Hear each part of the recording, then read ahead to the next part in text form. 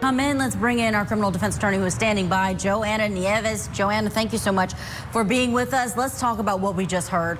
And can you help people understand why these emails, just because Donna wrote them, they don't all automatically come in? Hi, Julia. That's a great question. It's really because the probative value, meaning like the way the evidence is offered, needs to speak to some sort of proof. It has to be valuable in that regard, over and outweigh the prejudicial value, meaning that it can't unfairly influence the jury to think of Donna in a bad way. So that's why you see the prosecution pointing out why it's relevant and how it speaks to certain exceptions like motive and opportunity and intent.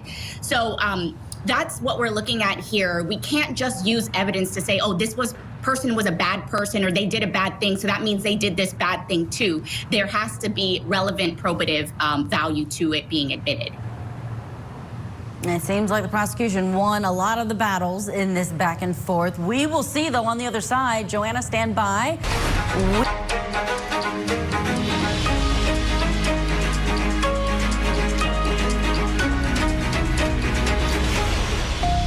The reason that we're here today is because this defendant, Donna Adelson, was part of a conspiracy to hire a hitman to kill her former son-in-law, Dan Markell. This is outrageous, what happened.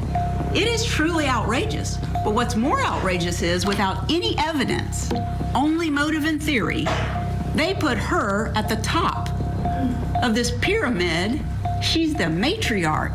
She's the matriarch mastermind, and they don't have evidence of that. So much happening inside of this Leon County Courthouse today for day one in the case against Donna Adelson. Thank you for staying with us here at Court TV. We have been following this trial for years, this case for years, because it stems from a 2014 slaying of Dan Markell. And more than a decade after Markell's death, after he was stalked and killed at his own home, the alleged mastermind behind the plot is now standing trial for murder. But you heard her attorney say she didn't have anything to do with the planning of this. She was a prominent member of a family in South Florida, a dental office family. Her husband, who was the dentist leading that practice, is inside of the courtroom, sitting behind her, supporting her. And she now faces up to life in prison if a jury finds her guilty of orchestrating the shooting death of Dan Markell. He was her former son-in-law. Her daughter, Wendy Adelson, is on the witness list and could be taking the stand soon. But the next witness up for the prosecution is a retired investigator, Craig Isom, with the Tallahassee Police Department. Let's go in.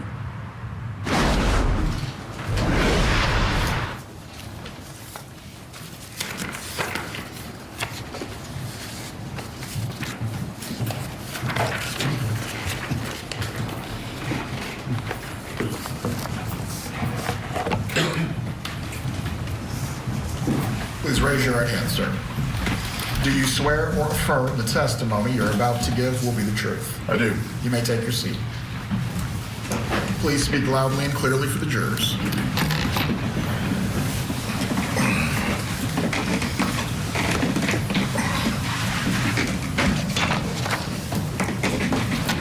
Please introduce yourself and spell your name. Craig Isom, C-R-A-I-G-I-S-O-M. How are you employed? I'm currently retired. Congratulations. Where did you work when you worked? Sent to Tallahassee Police Department. How long were you with the Tallahassee Police Department? 28 and a half years. Were you assigned to investigate the murder of Dan Markell? I was. How long did Dan Markell live after being shot?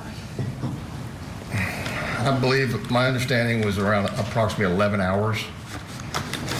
As part of your investigation, were the people closest to the victim interviewed? Yes. Including his ex-wife, Wendy Adelson? Yes. When and where did you approach Wendy Adelson? She was at a restaurant in Tallahassee on Market Street. What date and time did you approach her at the restaurant? That was on the day of the shooting, which was July 18th, 2014. July 18th, 2014. It was approximately 2:15 in the afternoon. All right, so approximately 3 hours and 50 minutes after the shooting? Approximately, yes. What did you say when you approached her? I told her that I needed to discuss something with her in private. She was with 2 other individuals at the table. 2 ladies having lunch? 3 total, yes. All right. And when you told her that you need to speak with her, were you wearing police insignia? Did you identify yourself as law enforcement? Immediately before I identified myself and said that I was there for the purpose of speaking with Wendy Adelson. Okay. And I had my badge on that was readily identifiable as a police officer. All right. And did you reassure her that she wasn't in any trouble? Did you? Yes, I got her to step away from the table she was eating at, approximately 10, 15 feet out of earshot of the other 2 individuals that were sitting at the table. And I told her that I needed to discuss with her something that happened with her ex-husband and that her children were not involved. I reassured her because the children had already been checked on, they were still at the daycare, and they were fine. As part of this approach of Wendy Adelson, were there any handcuffs involved? No. Any Miranda rights read? No. Any use of force at all? No. She was not detained or under arrest?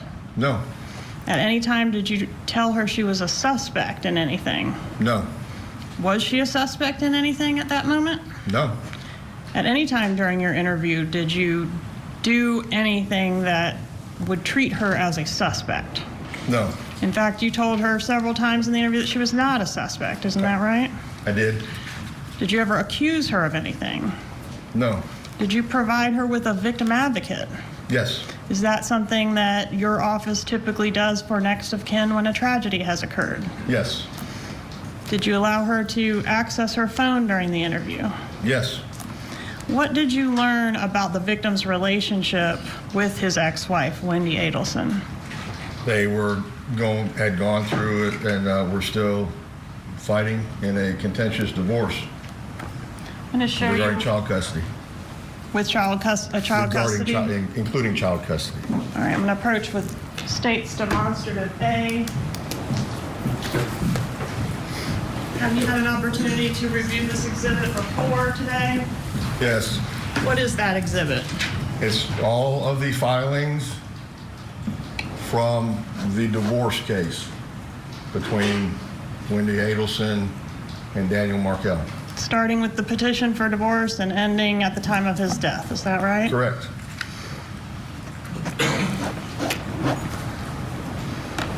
And the filings in here, have you had an opportunity to review them? Yes. All right, and did this litigation include arguing over things so petty as a tennis racket? It did. Objection, Your Honor. Nothing's been entered into evidence, and we would object to the witness testifying to the contents of the file. Overruled, the witness may testify concerning his personal knowledge of the investigation. Thank you, Judge. As part of these proceedings, did Wendy Adelson seek to relocate with the children from Tallahassee to South Florida? She did. Did she say why she wanted to relocate to South Florida? Objection, hearsay. Staying the answer to the call for hearsay unless you have an exception. I'm going to show you what I've marked as State's Exhibit 60. Have you had an opportunity to review State's Exhibit 60?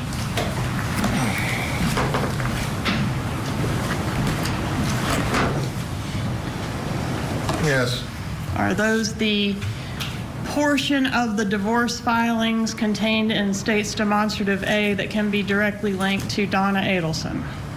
Yes. Meaning she saw those items. Yes. Objection, lack of foundation. I believe that's what Ms. Kaplan is doing right now. Overruled. You may continue, Ms. Kaplan. Move into evidence, State 60, Your Honor. Please approach.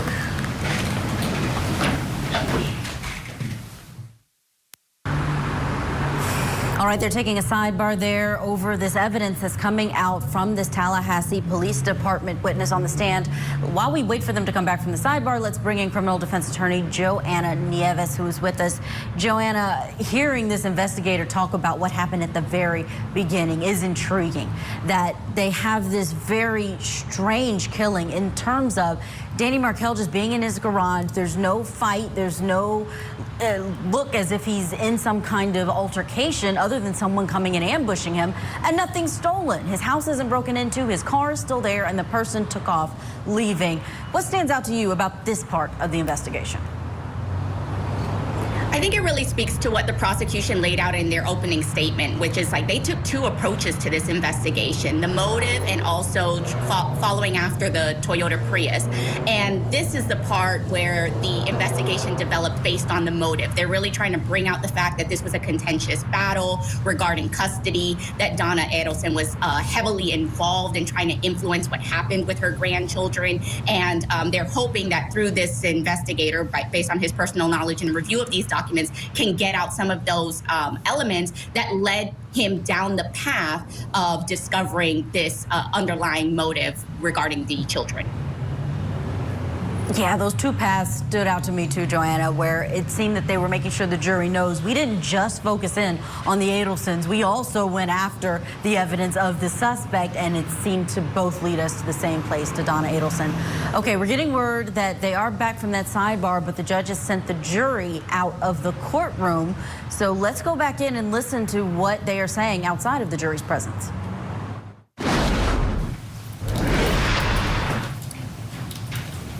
All right. At this point, I'm nearing becoming inclined to send the jurors home for the day, as we are wasting a significant amount of time on matters that were either previously litigated or now are still being challenged for reasons that could have been handled out of court.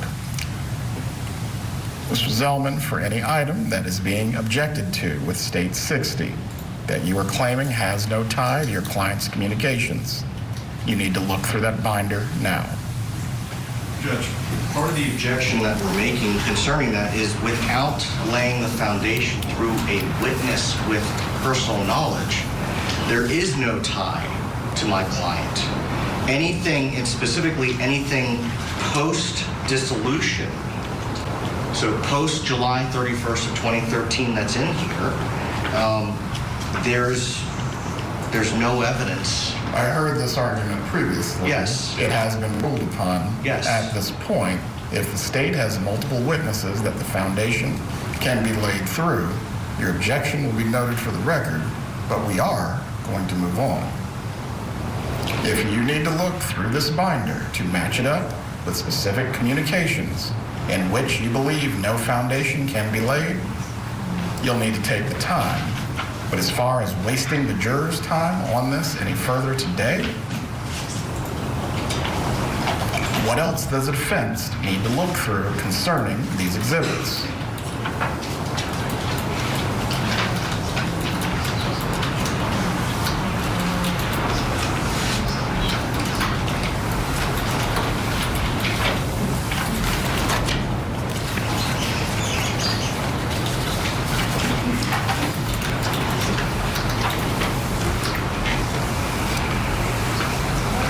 Before we leave here today, if we need to go through every single state exhibit to deal with any objections concerning them, we will do so, however long that takes. But we're not going to be wasting the jurors' time.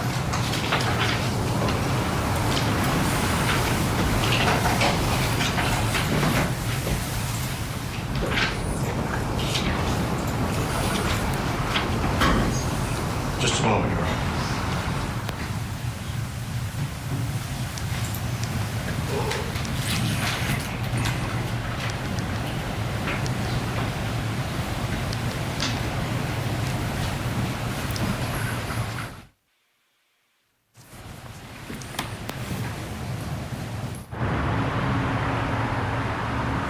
All right, while the defense looks through that binder and tries to get a handle on this evidence, you could tell Judge Everett not happy with these parties because this could have been dealt with.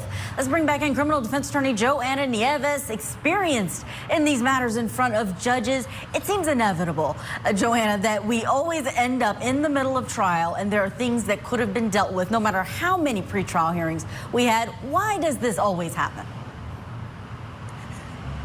Julia, I wish I had the answer to that. I think it's, one, let's start with the reason the judge is so displeased, and noticeably so, is because this could have been handled ahead of time. All of these exhibits are exchanged. This case has been going on for several years. They've tried matters against other people involved in this case. This is not newly discovered evidence that was surprisingly dropped upon the defense. And so the judge is like, why didn't we handle this before? Why didn't we deal with these objections? And why are we taking the jury in and out of their seats to deal with this now?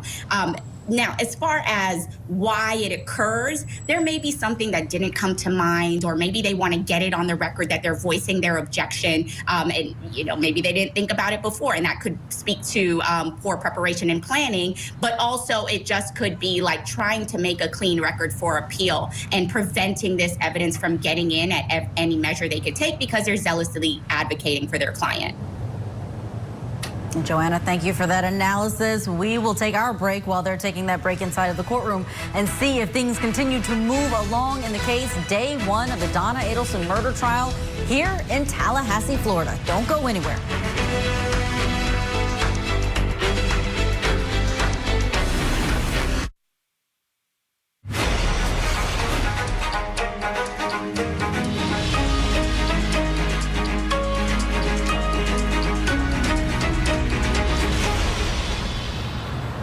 Welcome back to Court TV Live. I'm Julia Janae here live in the Florida state capital of Tallahassee, where we are watching together the case that's going on inside of the Leon County Courthouse, which is where we are, the case against Donna Adelson. And we were just hearing the judge admonishing these parties about not dealing with issues in the pretrial motions and hearings, yet they're doing it now while a jury is standing by, waiting for more testimony. Let's get you back in. The state wanted to introduce a binder of information, but the defense is objecting to it all coming in with the witness who is on the stand. Let's pick it up where we left off.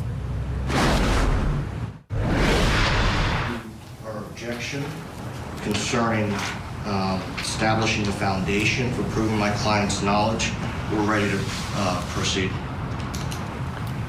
Concerning that, Ms. Kappelman, between former Detective Isom, Wendy Adelson, or any other witnesses, are you going to be establishing the foundation as to the defendant's knowledge or connection through multiple witnesses?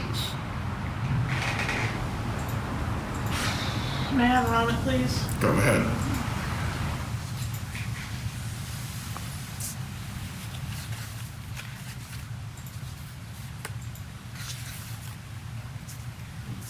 I had not planned to do that. I provided this exhibit to the defense. I have not heard anything about an objection, so I have not planned to go through every single piece of paper with this witness. I can do that, but that is going to take some time. I will need a recess to prepare for that. I do have a list of how each piece of paper is related to the defendant, but this witness isn't prepared to go through every single piece of paper in this exhibit. Are you requesting for me to send the jurors home for the day? No. I think I've complied with the court's ruling, and I'm requesting that the exhibit be admitted pursuant to that, and we move on. There does have to be a foundation as to the nexus between the defendant's either communications or actions and these pleadings. That was the ruling. For what was provided in discovery. Is that something that needs to be done in front of the jury, Judge, or is that something we can tie up later and move on right now? You can tie up later, but it will not be admitted until the foundation is tied up. Okay, Judge, I think that would be my preference then. Very well. Please bring the jurors up. Please direct Detective Isom to come back in and take the stand. Detective Ison can come back in.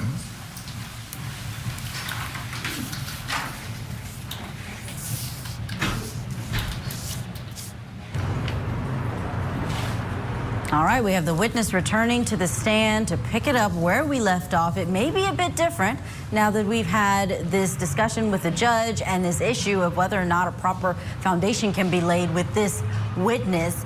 This is a witness that is going to be telling the jury about his interview with Wendy Adelson. She was notified about the shooting of Dan Markell not too long after it happened. She went down to the police station, and for hours she was interviewed. She talked to her mother on the phone. She had a friend show up and support her. It was a lengthy ordeal, but it's helping this jury understand what all was happening in those moments. And there's this connection between, of course, Wendy Adelson and her mother, Donna Adelson, who's sitting there in the courtroom. So if there's an issue where the jury doesn't find what Wendy said being credible, then that might reflect on Donna as well. Let's go back into the courtroom. The jury is there. The witness is on the stand. Let's watch. Approach is Exhibit 64. Do you recognize States 54? Yes. How do you recognize it? These are the emails, I believe.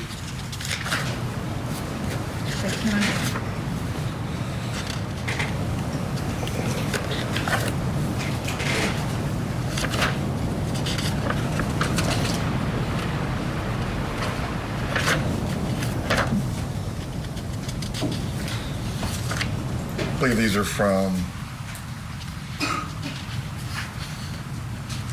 Wendy Adelson's computer. Was a search warrant issued to Wendy Adelson's Google account? Yes. And did we receive emails subject to that search warrant? Yes. And States Exhibit 64 contains fair and accurate copies of emails between Wendy Adelson and Donna Adelson. Yes. And if you'll turn to the yellow tab there.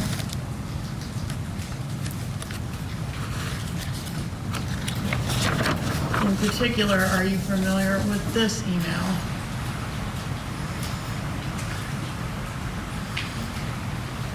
And for the record, Judge, this is tab AA.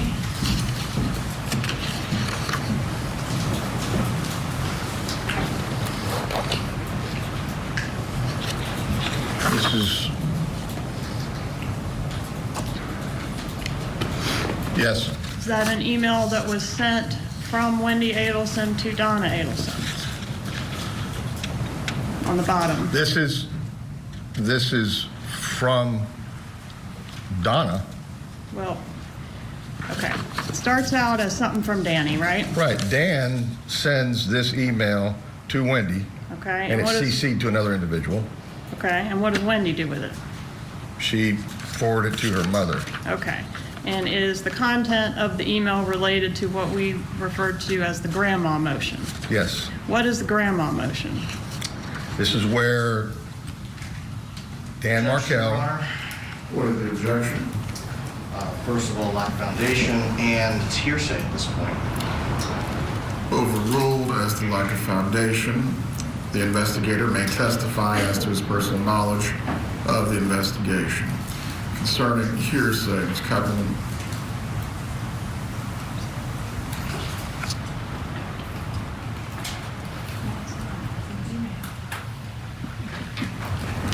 Did Mrs. Adelson respond to this email?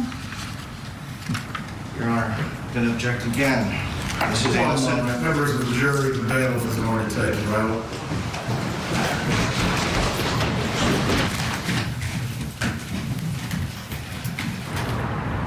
And there goes the jury. The sticky foundation issue is causing some hiccups there inside of the courtroom. Let's break it down with our criminal defense attorney analyst who is standing by, Joanna Nieves.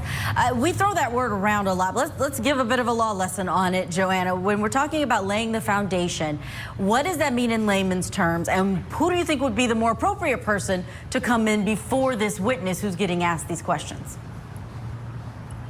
Yeah, I think the easiest way to think about it is like do you know what this exhibit is, and how are you familiar with this exhibit, and how do you have personal knowledge about what's going on in here? What gives you the authority to speak about this exhibit? And because this is email communication between Wendy and Donna, I think the easiest and most appropriate person to testify about the communications would be Wendy. We know she's going to testify. We can't rely on whether or not Donna's going to be taking the stand, but we can definitely get it in through her because she's the one that sent the communications. Yeah, I'm wondering why she hasn't already taken the stand. I'm gonna have to look at the witness list from 2 years ago. I know she was one of at least the first 9 or 7 witnesses, and I'm not sure if this witness came to the stand before or after she did.